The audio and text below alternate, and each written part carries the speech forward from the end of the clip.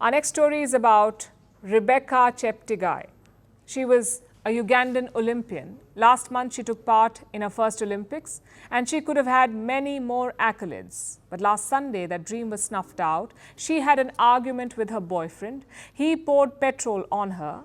He set her on fire. 4 days later, Rebecca succumbed to her injuries.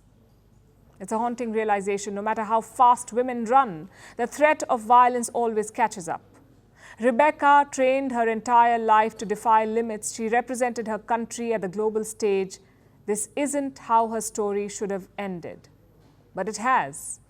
Like countless women across the globe who face domestic violence. Our next report takes a look at Rebecca's story.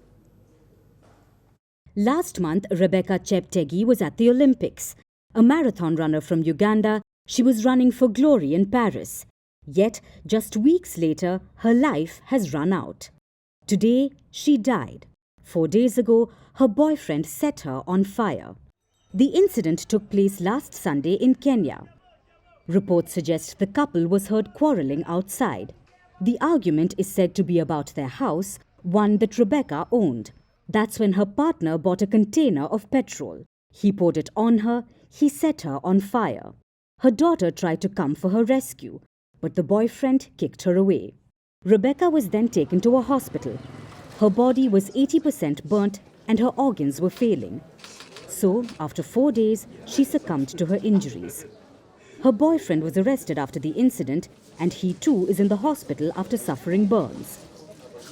Rebecca began her career in 2010.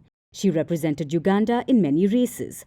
The Paris Games was her first Olympic experience. She took part in the marathon and finished 44th in the race. Uganda's sports minister called her death tragic. Authorities are investigating the circumstances of Rebecca's death.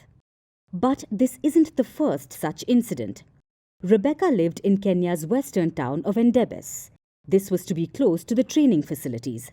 That makes her the third female athlete to be killed in Kenya since 2021. In 2021, record-breaking Kenyan runner Agnes Tirop was stabbed to death. She was just 25 years old. Her husband is on trial for the murder.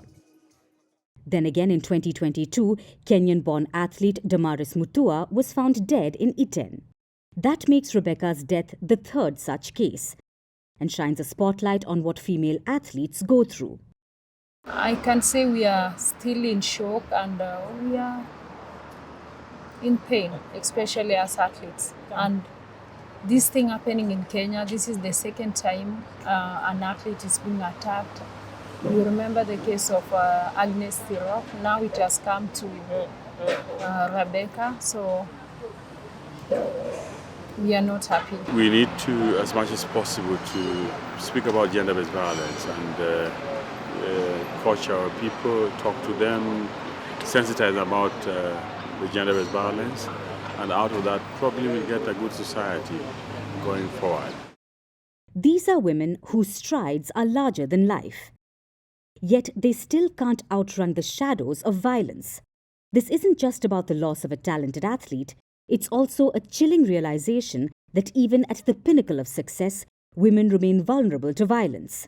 The stadiums may be full of crowds, the medals may glitter. Yet, behind closed doors, women face a reality that no gold medal can erase.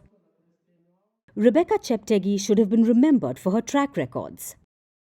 Instead, she will be remembered for the fire that took her life, like the countless other women whose lives were cut short by violence.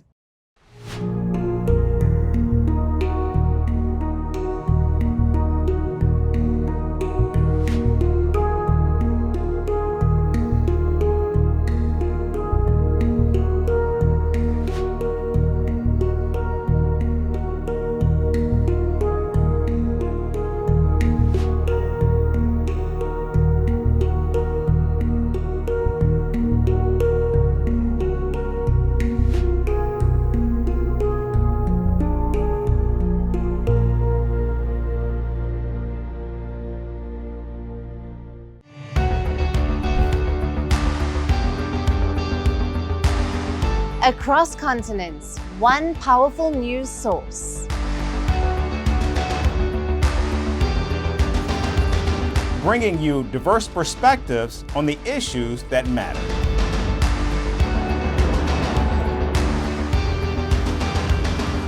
We go beyond the boundaries to give you that little extra about every sporting moment.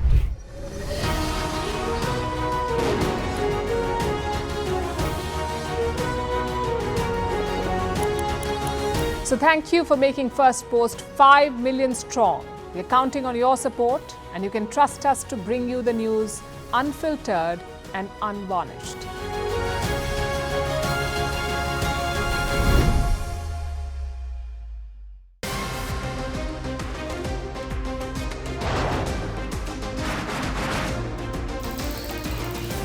On the show today, the T20 World Cup bandwagon has moved across to the West Indies. What can you expect from this? Hello, I'm Alison Green, coming to you from Durban, South Africa. Today we have a special show.